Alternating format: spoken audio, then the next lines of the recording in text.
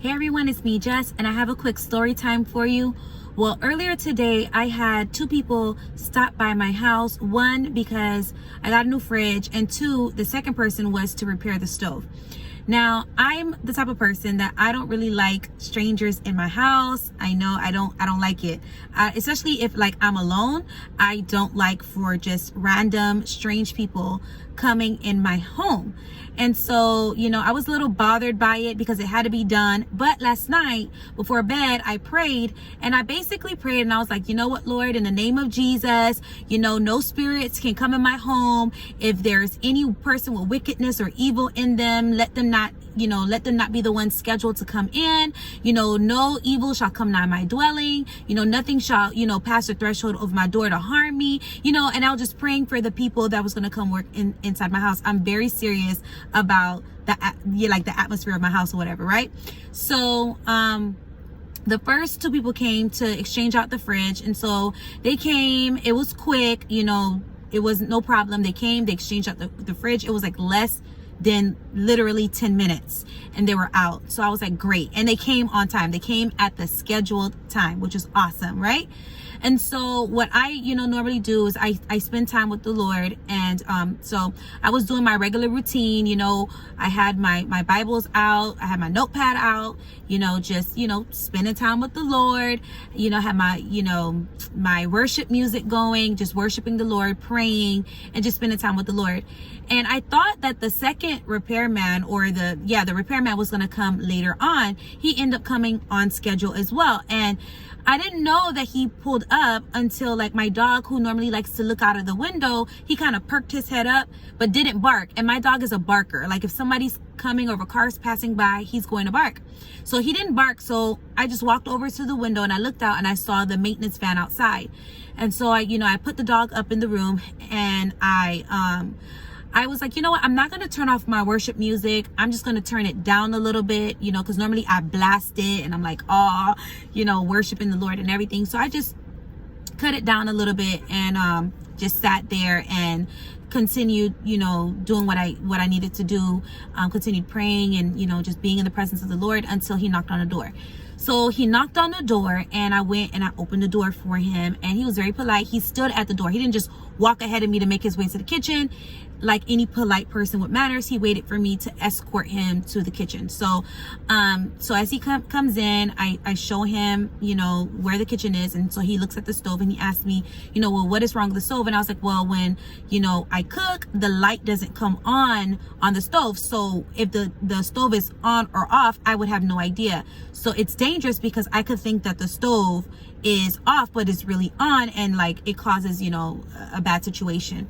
And so, he goes and he pulls the stove and he's doing his work. He pulled out his tool bag and everything. So I'm sitting at the table and the worship music is still going. And I'm like singing along with the worship music, but not loud or anything like that. Just, under my breath. I'm still reading the word. I'm still jotting down, what I'm hearing from the Lord. I'm at the kitchen table and I'm still doing what I need to do. And he's in the kitchen working. And I would look over from time to time and he would look like, he was just looking and unscrewing things and screwing things. And then finally he goes to screw in the back of the stove and he screws in the stove.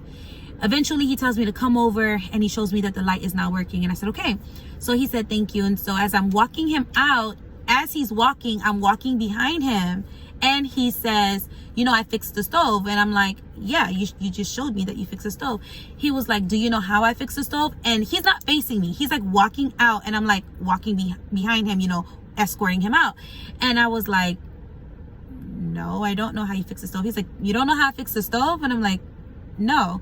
He turns around, he had his mask on, he takes off his mask and he goes, I looked at the stove and when I unscrewed the back and I looked at the stove, I didn't really know how to fix that stove because he saw a bunch of wires that I guess he wasn't used to that model. And he said he saw a red wire and a white wire and he didn't know which one was which.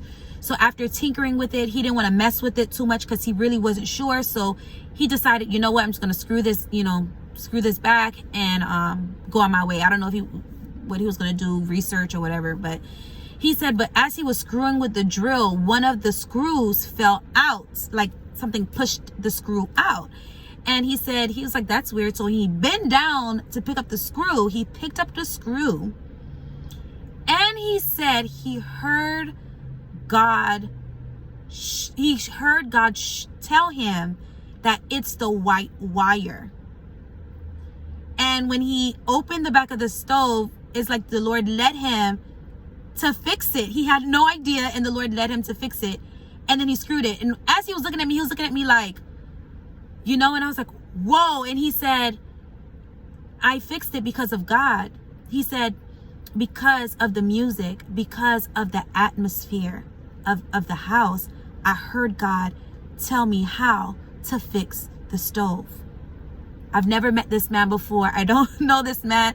And as I was sitting at the table, I was actually asking God. I was like, okay, God, do you want me to pray for him? What do you want me to do? Is there anything that you would want me to do with this person? I tend to ask that question to myself a lot when I encounter people, meet people, customer service. It doesn't matter. I know that my steps are ordered by the Lord and nothing's a coincidence. And I always want to be used by God, and I always want to connect people to Jesus.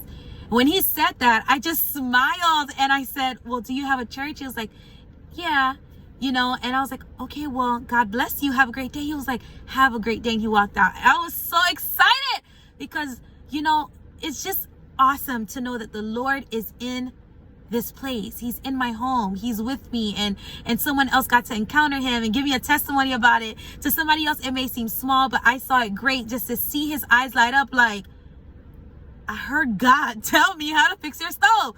So anyways, I just wanted to share that story time with you to encourage you guys. As always, be blessed. Love always. Jess.